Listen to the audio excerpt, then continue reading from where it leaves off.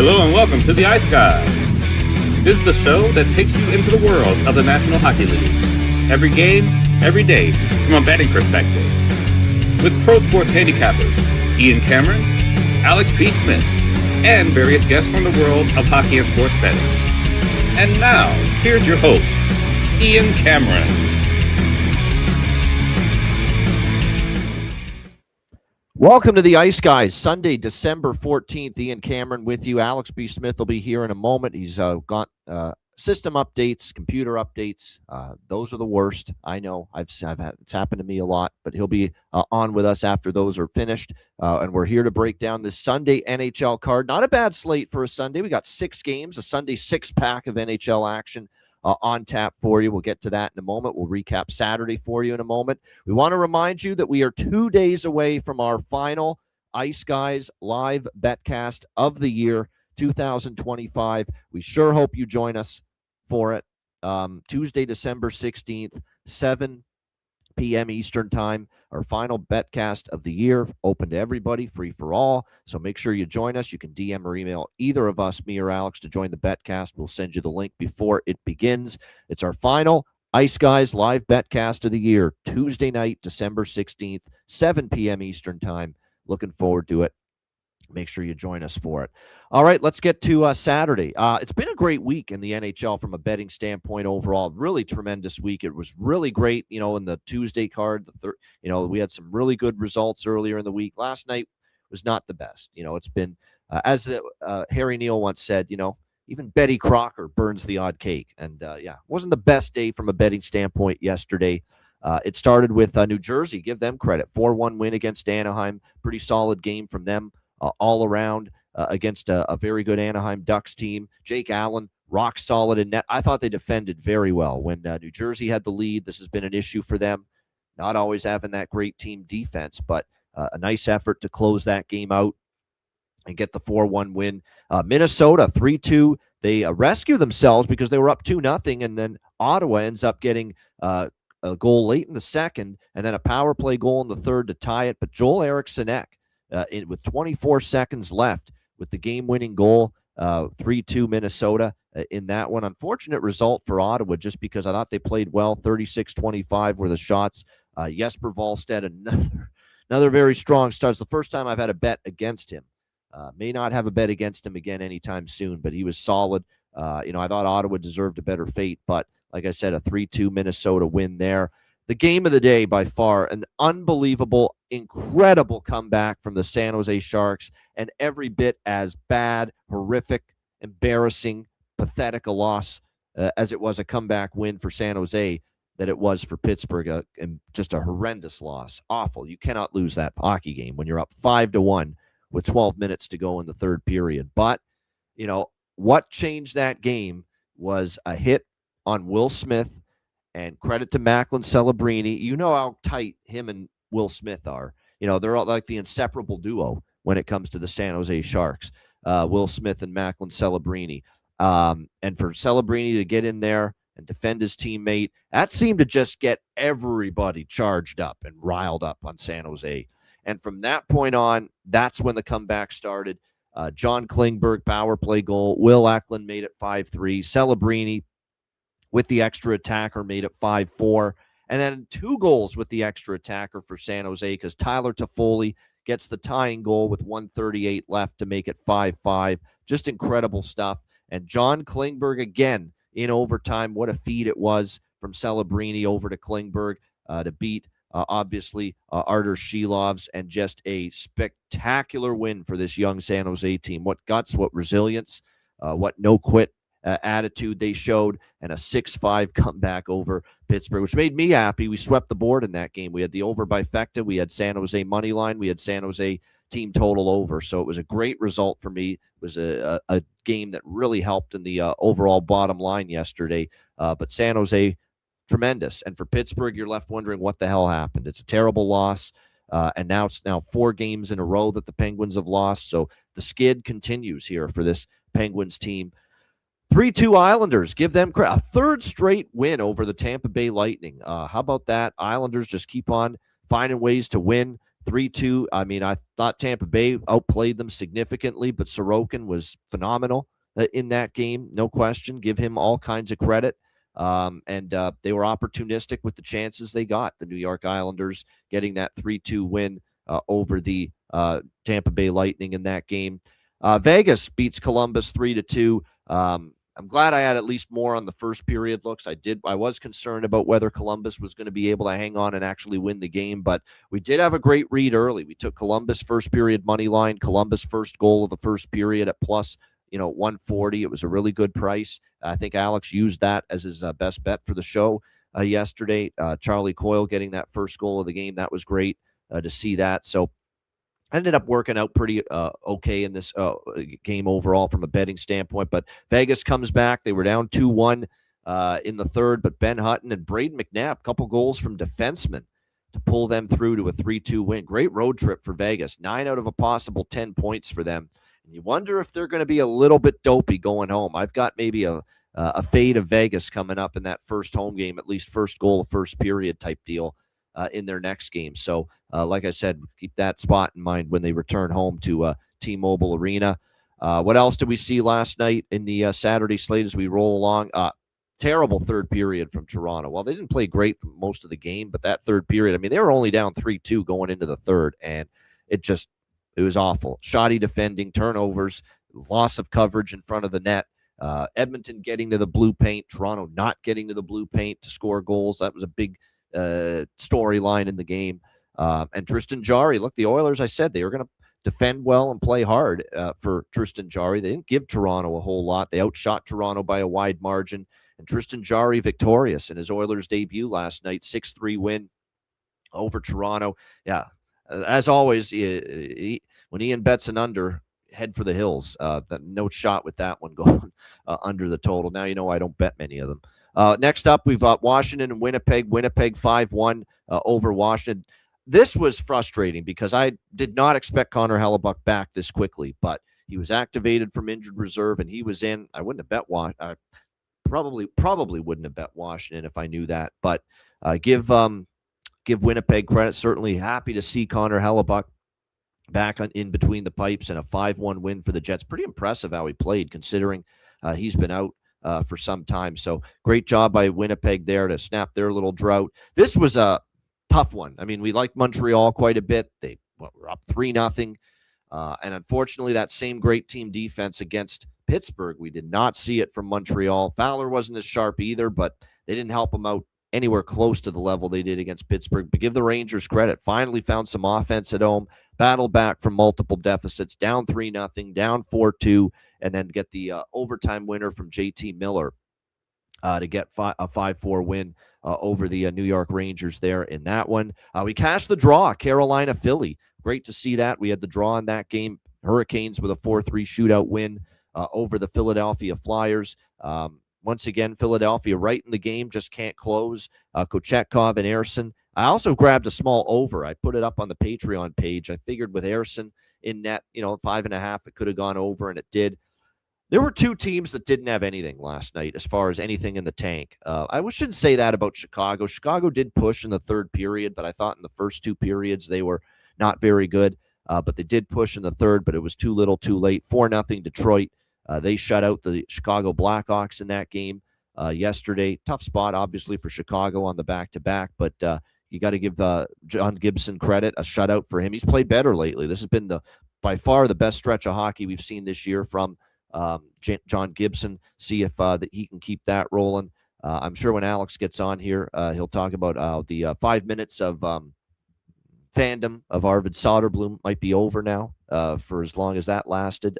Not a pretty start to the game for him last night, but Detroit with the 4-0 victory over Chicago. Yeah, and the great ceremony, which is worth mentioning. Wayne Mesmer, a legend, former anthem singer of the Blackhawks back in the Chicago Stadium days, way back when sang the national anthem last night. That was great to see. Loved seeing that. And brings back memories of yesteryear. The team that really didn't have anything in the tank, they looked tired, they looked exhausted, they looked like they were skating in mud, skating in quicksand. They just had nothing. Dallas. Oh, my God, they were just wretched, woeful, pathetic. Couldn't get anything mustered. They only had 2 shots on goal after the first period, 9 after the second period, 15 for the game. They had nothing. They had absolutely nothing last night. 4-0 shutout for Florida. Florida played well, don't get me wrong, but Dallas didn't have their skating legs. They looked like they were tired, exhausted. It looked like this is definitely, you're going to see this from time to time with all these games in a short period of time. Schedule is going to catch up to certain teams, and there's going to be games like that where it doesn't look like they've got any push in them whatsoever. And that was the case last night for the Dallas Stars, getting shut out there by Florida 4-0. So they did nothing to help me with the over. So frustrating to lose that one as the best bet. But hey, it's been a good run with best bets. Can't win them all. Next up, we saw obviously Colorado 4-2 against Nashville. They get the job done, avenging the loss earlier this week. First period over hits, full game over pushes, and more importantly, if you listen to what we said yesterday about the goal in the first 5 minutes for Colorado home games, which was on an 11-1 run going into last night, now a 12-1 run for the goal in the first 5 minutes in Colorado home games. So that's just something you got to ride. And I was able to get plus 162 on that at FanDuel. So you're still getting excellent prices without a doubt. So like I said, something to pay attention to, and keep looking at those Colorado home games as far as getting that goal in the first 5 minutes. It's been fun to see that, just continue to cash game in and game out.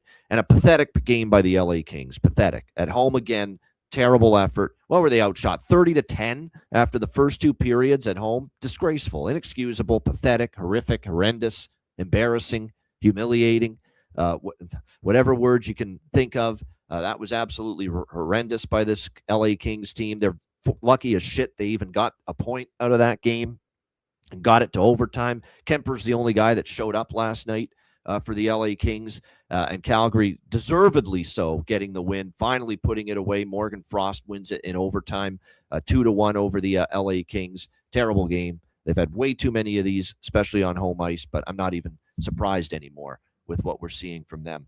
All right, let's turn our attention now to Sunday. Alex can talk about last night when he gets on, but we'll start moving on to today and the Sunday slate, because we do have a game that's about to start in about 15 minutes. The Vancouver Canucks and the New Jersey Devils. We've got New Jersey minus 125, home favorites in this game. The total sitting at 5.5 across the board.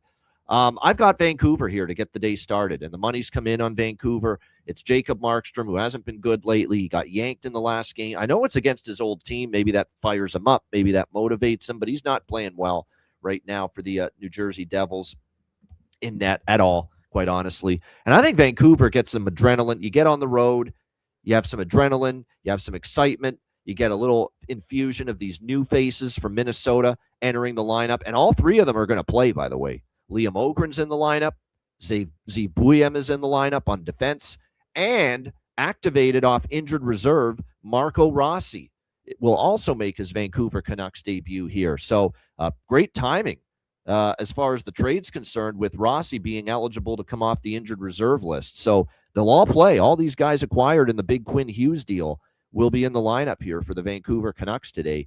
Zeev Buiem, Liam Ogren, and Marco Rossi. And Adam Foote is throwing Marco Rossi right up there with Brock Besser and Jake DeBrusk, it looks like, to center the top line here today for the Vancouver Canucks. So I just like, you're going on the road, got a chance to get things going. Plus, who the hell trusts New Jersey to have 2 good games in a row? When's the last time the Devils have been able to string together 2 good games, 2 wins, 2 good performances in a row? I know they're on no travel on the back-to-back, but it is still a back-to-back situation for them. They haven't won 2 in a row since the end of November.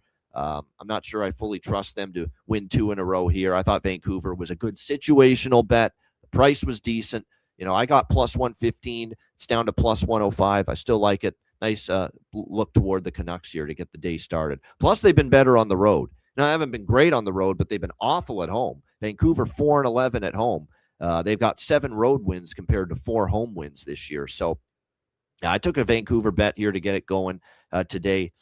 Totals wise, 5.5 I lean over, but I'm lukewarm on the total. I definitely prefer the Vancouver money line here in this one. As far as props, just Marco Rossi, sprinkled goal and an assist prop for him. He's going to get the opportunity, the top line center spot. So why not?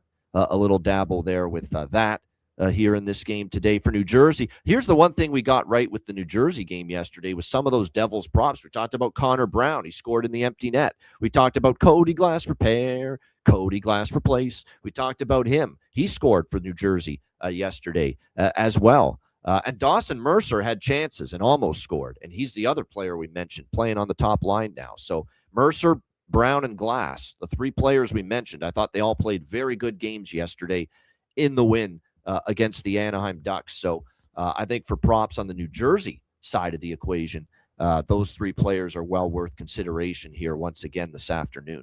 All right, next up, we've got Utah, the Mammoth, taking on the Pittsburgh Penguins. And I guess the good news is for Pittsburgh, they get to get right back at it and play again after that debacle, that monstrosity that took place yesterday. 5-1 lead blown in the third period, losing 6-5 to the San Jose Sharks. Utah, Pittsburgh, total 6 here. Another reason why I'm on the not rushing to bet the overs early in these games today is because of the fact that Jonathan's pointed this out. We'll reiterate it. The Sunday unders before in games prior to 8 o'clock p.m. Eastern time have been crazy as far as cashing in. It's been a strong under day in the NHL Sundays throughout the course of the season, especially those early games. I mean, the run here with the it's I think it's one of these deals where you got to tread lightly with the overs here in these early start games. I'm just it's because it has been strong on a Sunday. 29-8-1. There it is. That's what I was looking for. Yep, 29-8-1 for Sunday unders in the NHL for games prior to 8 o'clock p.m. Eastern time. So that's pretty strong. It definitely gives you pause. Here's the thing that's conceptually makes you think maybe this is an under here. Doesn't Pittsburgh have to focus on cleaning up defensively after yesterday? Don't they have to in this game? You would think so. When you have that kind of collapse, that kind of defensive implosion like they had against San Jose, don't you have to focus, on shutting it down, playing tighter, playing conservatively, playing better and stronger and more structured in your own zone? Doesn't that have to be the focus for Pittsburgh after a game like yesterday? That's why maybe you could see this one maybe being a bit lower and slower. Karel Vejmelka's projected in net for Utah. I do think we're going to see Murashov, and Murashov's going to get some looks now. Sergei Murashov is a guy that's now going to get a lot more playing time after, because Skinner's not there yet. Skinner has got visa issues for the Pittsburgh Penguins, so we're not going to see him right away at this point. This could take a while because of this nonsense that's going on right now with how difficult it is to get to the U.S. from the other side, because of what's going on.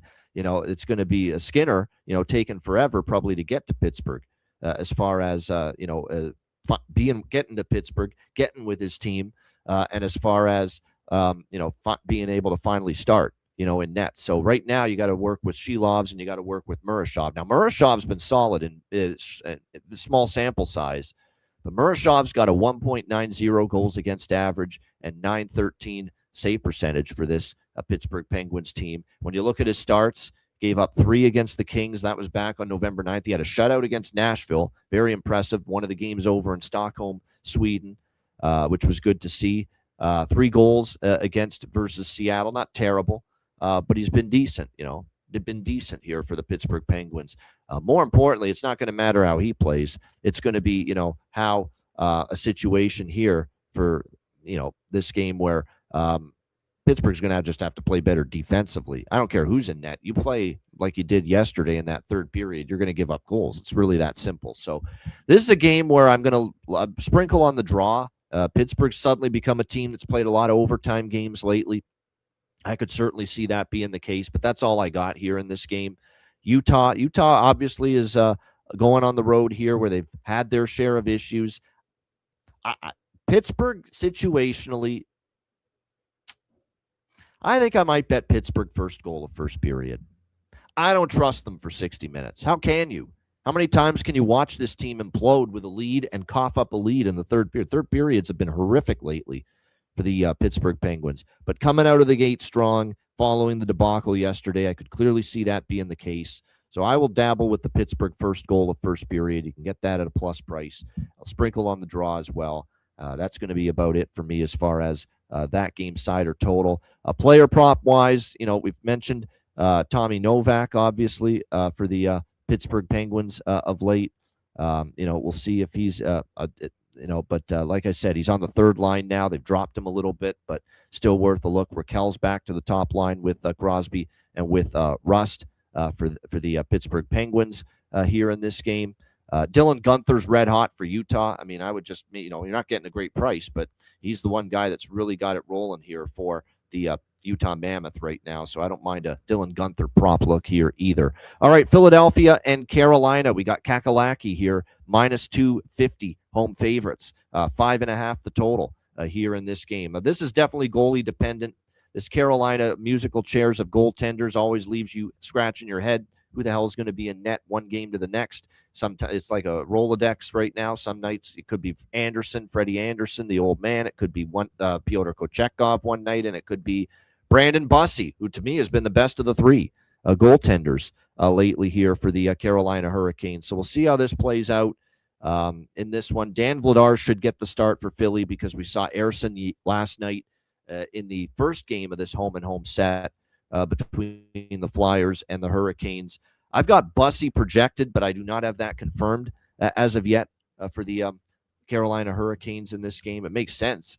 I think Anderson, believe it or not, has finally Rod Brind'Amour has lost some faith and lost some confidence in Freddie Anderson.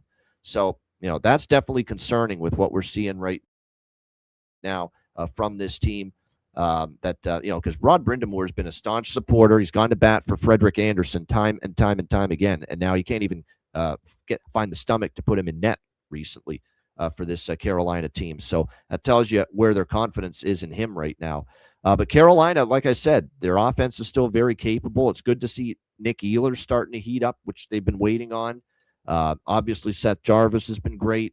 Jackson Blake's chipped in. The captain's even been scoring a little bit lately. They've certainly gotten a lot of contributions from multiple players. So this is a wait and see game for me. If it's Freddie Anderson, I'm interested in Philly, plus 220, in a revenge spot, short turnaround, losing last night. But like I said, if it's Bussey, I still might, lean a little bit to Philly. It's a big price for, with Philly losing the game last night, but I'd be much less interested. The draw, I'm coming back to that for sure, 100%. I definitely think we could see another close competitive game here on the back-to-back. The draw is what I've moved on. I've got different things circled depending on Carolina's starting goaltender for the game. As far as, if it's Anderson, we like Philly. We like Philly team total over. If it's Bussey, we may stay off that. If it's Kochek, it won't be Kochetkov. It'll be Bussey or Anderson. They won't put Kochetkov in on back-to-back. But that's concerning, Robert, the Vladar numbers against Carolina. But he's still the better of the two options for Philly right now, and Philly off the loss. I'm interested in Philly at this price. It's too big of a price to me with Carolina here. But like I said, I'm waiting to see who's in net here for the Carolina Hurricanes before moving forward. The only bet I've made as of now, pregame, in that Flyers-Hurricanes game is that draw. All right, next up, we've got Boston and Minnesota. Minnesota minus 135 home favorites, 5.5, 6 the total here in this game. Obviously, we saw Volstead yesterday. I thought maybe they'd keep Volstead for the big Quinn Hughes debut tonight against Boston, but that was not the case. Volstead started yesterday against Ottawa, played well, 3-2 win for the Minnesota Wild in that game. I think when you look at this matchup here, this is obviously the building is going to be buzzing here at Grand Casino Arena. Quinn Hughes making his debut. Everyone's going to be excited about that, no question. Like I said, it looks like as of now, John Hines is going to slot Quinn Hughes with Brock Faber. No brainer. That's what you do. The two studs on this team on the blue line, the two future pillars and cornerstones of the Minnesota Wild blue line together on the top pair, Quinn Hughes, Brock Faber. After that, you got Zach Bogosian, Jared Spurgeon, Damon Hunt, David Jiricek. And by the way, Jonas Brodin, shocker, out due to injury. Never saw that one coming. Another injury for that guy. Never saw that one coming. But when you look at this matchup here against the Boston Bruins, I'm not stepping in front of Boston. I'm not laying a price against Boston right now. Boston's got some confidence. They're scoring goals. Geeky's been great. Pasternak, back in the fold again, which has certainly helped this team of late as well. They've gotten contributions from, Alex Steves since he's been on the top line. Middlestat started to chip in. Fraser Minton, had 3 goals in a couple of games earlier this week. So, they are getting a bunch of contributions here. They've got confidence.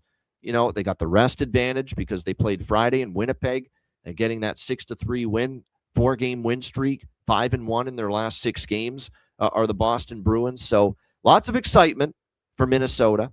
Not sure I'm fading Minnesota here in the Quinn Hughes debut because my theory is Vancouver and Minnesota are going to bring energy today with the new faces. Just one new face for Minnesota, a bunch for Vancouver, but they're going to bring energy to the proceedings today, and that's certainly going to help their cause as far as winning this particular game. But like I said, this is one where I'm going to look for an in-game bet of some kind. I'm not strong on the total. I'm not strong on the side. I would lean Bruins here, plus 115 because of the price and the way they're playing. But at the same point in time, Minnesota, that building is going to be energized. The team should be energized with Quinn Hughes making his Wild debut. Philip Gustafson confirmed in net for the Minnesota Wild, and it should be Jeremy Swayman for the Boston Bruins. Because remember, Korpisalo got the start Friday night against Winnipeg, so we should see Jeremy Swayman here tonight for the Boston Bruins. As far as props go, I mean, a lot of people, how popular are Quinn Hughes props going to be tonight in this game? Everyone and his brother, Joe Public, Joe Casual, NHL bettor is going to want to bet Quinn Hughes props in his Minnesota Wild debut. I'm not saying it won't win, but I'm just telling you, everyone's going to want a piece of that action as far as Quinn Hughes, props to make an impact in his first game with the Minnesota Wild. And it wouldn't totally shock me. I think the weight's been lifted off his shoulders, the black cloud. It's almost like, he'd gone through a state of complete and utter depression toward the end of his tenure with the Vancouver Canucks. So, like I said, definitely something to watch for. Alex likes the draw. I wouldn't talk anyone out of that here necessarily. Bruins and Wild draw. I could see that. Might dabble in that myself. But as far as props go on the Boston side, I'm going back to the same guys. Alex Steves, Fraser Minton. These are guys that have legit value right now and have been contributing, offensively to the cause of late for the Boston Bruins. So those are a couple of props on their side that I'm very much going to maybe take a look at here tonight in this game. All right, we got 2 games left. We've got Edmonton and Montreal. Edmonton minus 125, minus 130, road favorites here in this game, and the total sitting at around 6.5 across the board. You've got Edmonton coming in riding high off a very nice win against Toronto, 6-3 last night in that game. Montreal losing in overtime, 5-4 to the New York Rangers. No, Jacob Fowler will not go undefeated in his NHL career. I'm kidding, of course, facetious when I say that. But definitely, when you look at last night, Montreal did not defend as well as they did against Pittsburgh. And that's troubling, because, as much as they want to hope Fowler is a big upgrade, and I think he still is somewhat of an upgrade from Dobish and Montembeault, the team still needs to play good defensively as well, and you didn't get that same type of showing from Montreal in their own zone.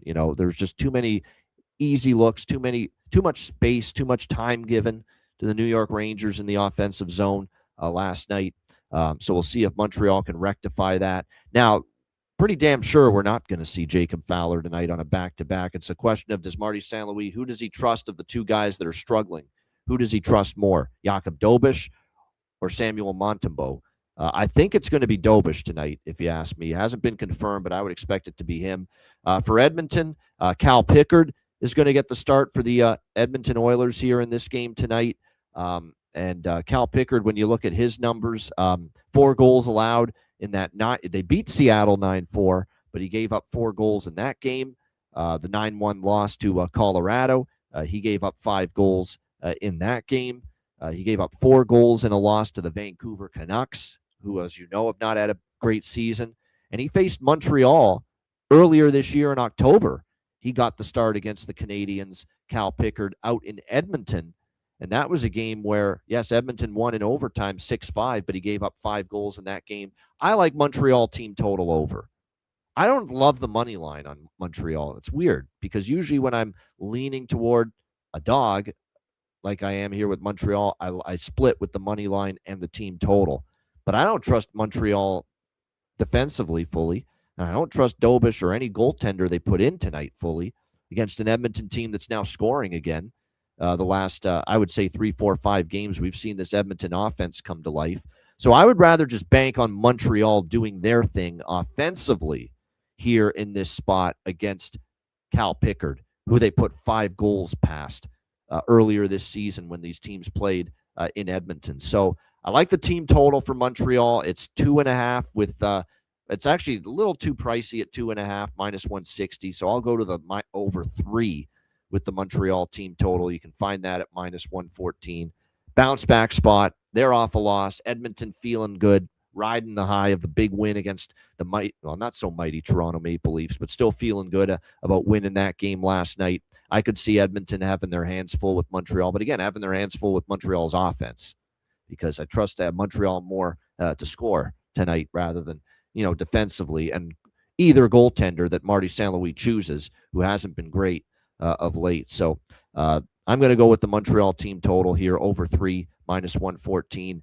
Jonathan alluding to the Dobish slow starts, giving up the first goal in 23 of his 32 starts. So if you like Edmonton first goal, first period, I don't hate it, just because we have seen him give up an early goal. But for me, I'm going to go with that Montreal over 3 team total. As far as props go for this game, you look at Edmonton rather, they've had Savoy Podkolzin, man. Podkolzin especially. Podkolzin's red hot right now playing with Leon on that second line. He's really turned up his game. He scored 4 goals in the last 5 games for the Edmonton Oilers, 5 points during that 5-game span as well. So it's hard not to look toward Vasily Podkolzin at the moment for Edmonton with what he's been doing on that line with Draisaitl.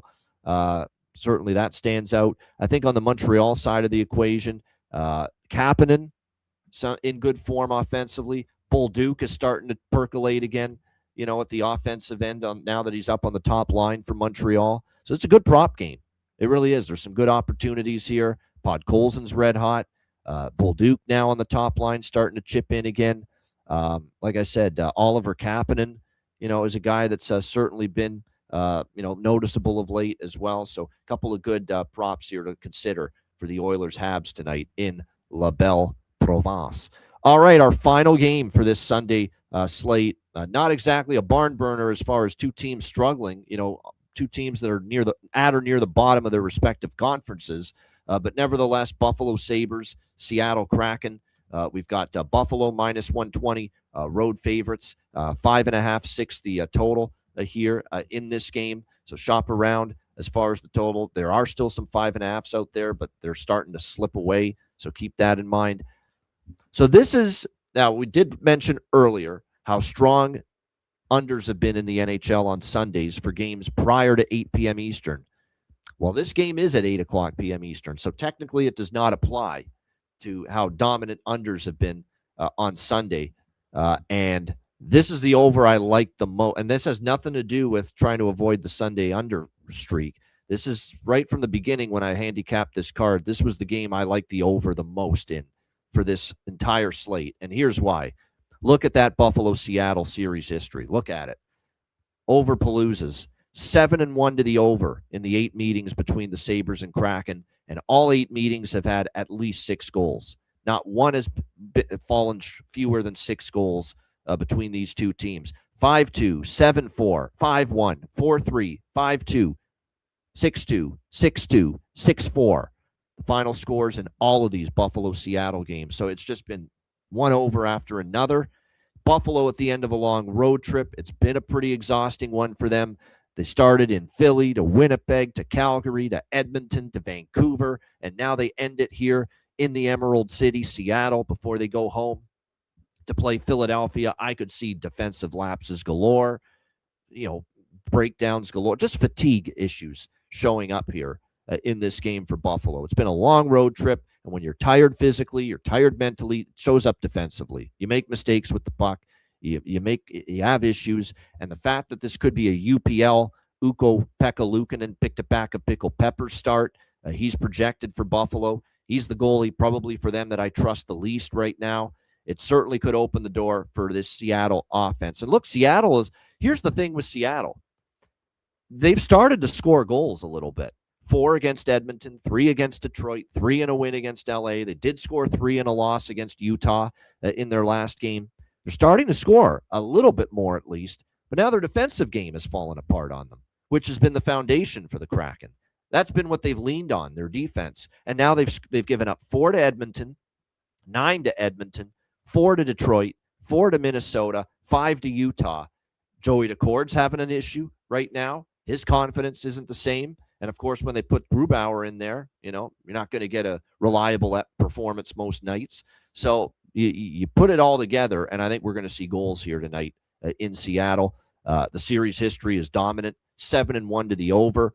In fact, if you get a 5.5 for this total like I did, because I got over 5.5 minus 130 in this game, that's 8-0 to the over in the series history, because all 8 games have had at least 6 goals. So if you find the 5.5 with this total, you're 8-0 in the series to the over, if you can find that 5.5. So I like over. I got over 5.5. Again, those 5.5s are getting away. There's still an over 5.5 minus 140 with juice at FanDuel. You can take that. If it's too much of a price to lay, in your opinion, you can go with over 6 instead.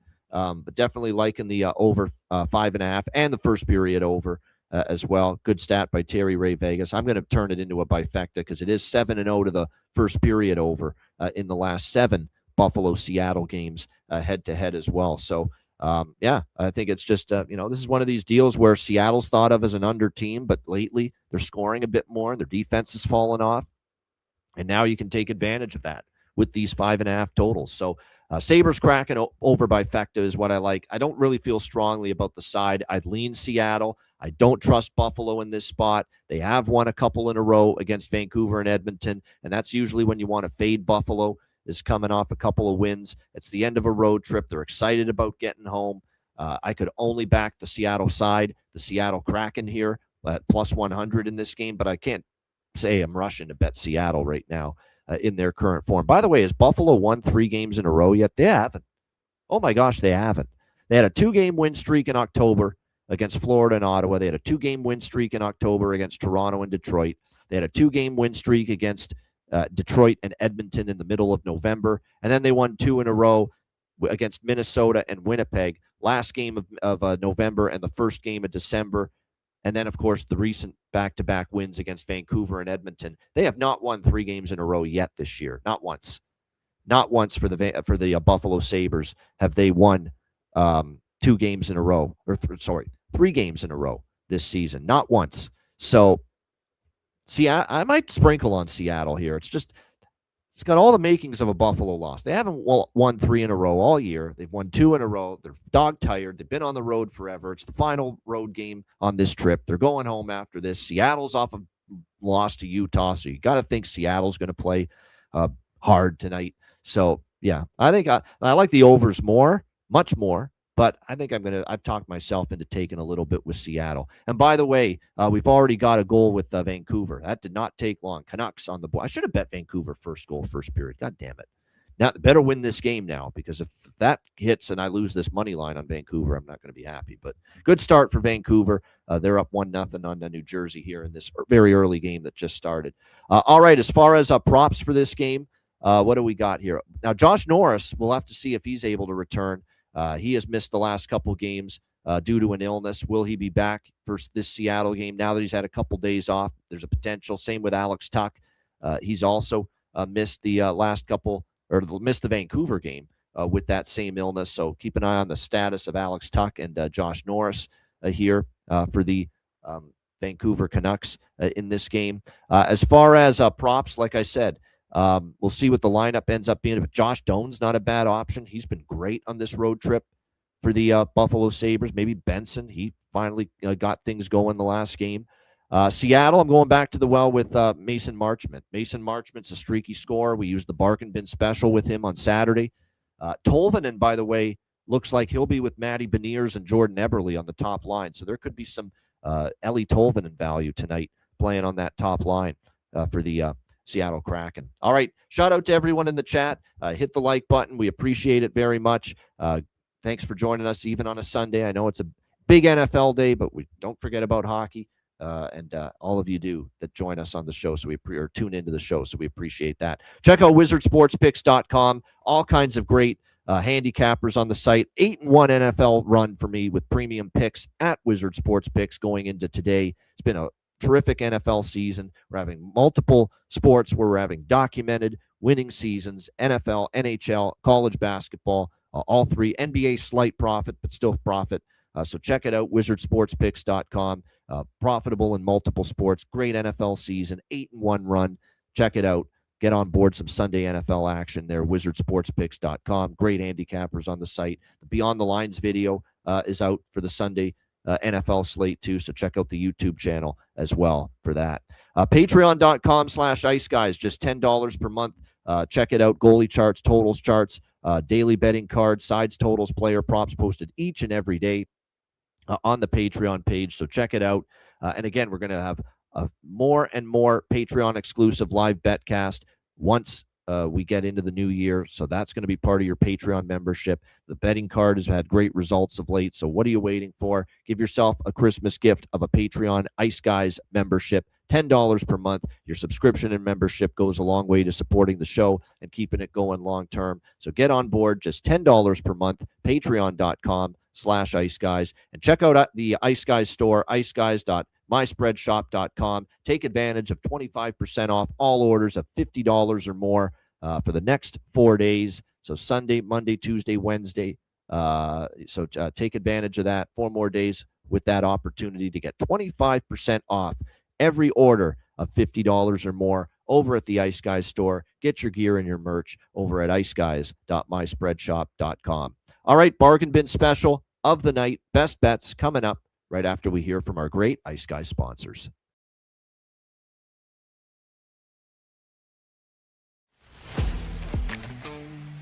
Wizard Sports Picks, featuring the finest handicappers in the universe.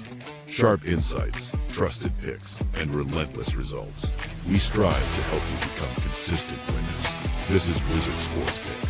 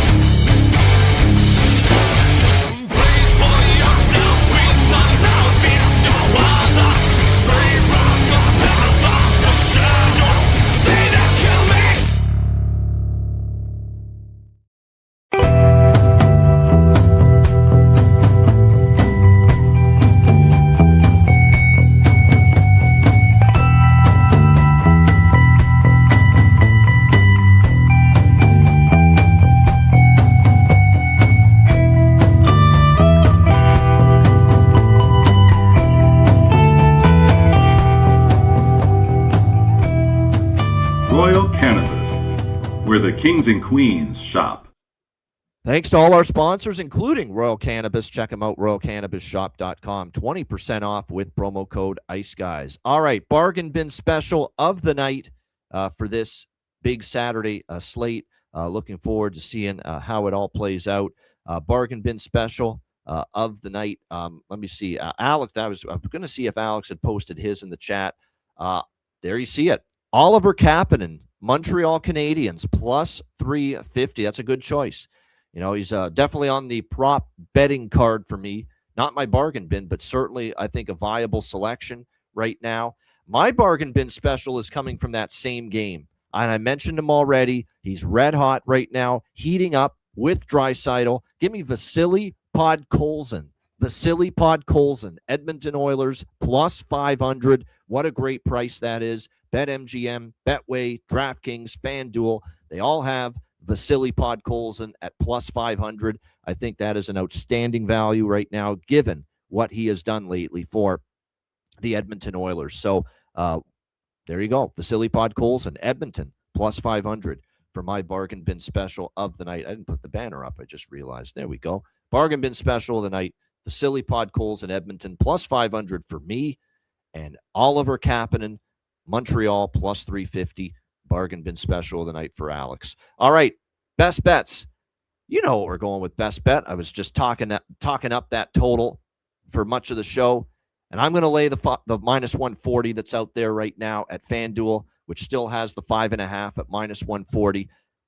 How are we going to argue with 7 of the 8 meetings over the total with 6 goals or more? And all 8 have had at least 6 goals between them. 7-1 to the over. All 8 meetings historically between the Sabres and Kraken have had at least 6 goals. Seattle's scoring a little bit more, a little uptick offensively, and definitely a downturn defensively. They are not defending like they did earlier in the season, and I think we take advantage of that here. Give me Buffalo, Seattle, over 5.5, minus 140 for my best bet here for this Sunday NHL card. And Alex's best bet, there it is, Edmonton, Montreal, draw, plus 333. So there you go. Draw for Edmonton, Montreal for Alex, and I'm on Buffalo, Seattle, over 5.5 for my best bet for this Sunday. Shout out to everyone in the chat. Hit the like button. We appreciate it very much. Looking forward to the Betcast Tuesday night. Just one more time, we want to remind you, we really want to get the momentum going behind this. It's our last live Betcast of the year 2025, Tuesday night, December 16th, 7 o'clock p.m. Eastern. You can call it not just our Ice Guys Live Betcast Tuesday night. You can call it our Ice Guys Christmas party, because that's what it's going to be. It's going to have that feel to it, 9 days out before Christmas. So make sure you get on board and join us for that Betcast. It's going to be a lot of fun. We got the recently traded goaltenders possibly squaring off. That is, if Skinner can get to Pittsburgh in time. But we might see Skinner Jari face their old teams, Edmonton, Pittsburgh, coming up on Tuesday night. But part of a pretty interesting card coming up. So make sure you check it out. And get on board and join us for the Betcast Tuesday night, 7 p.m. Eastern Time. A reminder, the Ice Guys is live 7 days a week, Monday to Friday, 2 p.m. Eastern, Saturday, Sunday, noon Eastern. If you can't watch the show live, download the Ice Guys podcast in audio form on all major podcast platforms, Google Podcasts, Apple Podcasts, Spotify, Stitcher, iHeartRadio, Amazon Music, and more. Download the Ice Guys podcast when you can't watch the show live. I'm Ian Cameron. Have a great Sunday. Enjoy the games and good luck, and we will be back tomorrow on Monday for another edition of the Ice Guys.